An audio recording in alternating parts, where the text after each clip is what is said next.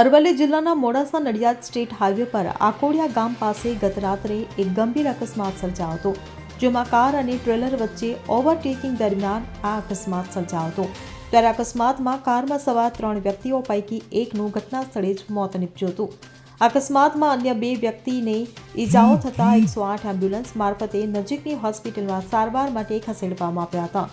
અકસ્માતને પગલે હાઈવે પર બંને તરફ આશરે 2 કિલોમીટર સુધી વાહનોની કતારો જોવા મળી હતી। આ ઘટનાની જાણ થતાં ધનસુરા અને બાયડ પોલીસ તાત્કાલિક ઘટના સ્થળે દોડી ગઈ અને ટ્રાફિક જામની સ્થિતિ હળવી કરી હતી, જે બાદ મૃતકના મૃતદેહને પોસ્ટમોર્ટમ માટે ખસેડી અકસ્માત મામલે કાયદેસરની કાર્યવાહી હાથ ધરી હતી। Bureau report CN24 news. હવે જુઓ દેશ દુનિયાની તમામ ખબરો તમારી આંગળીના ટેરવે। ઉઠાવો મોબાઈલ અને Google Play Store પરથી ડાઉનલોડ કરો અમારી CN24 ન્યૂઝ મોબાઈલ એપ।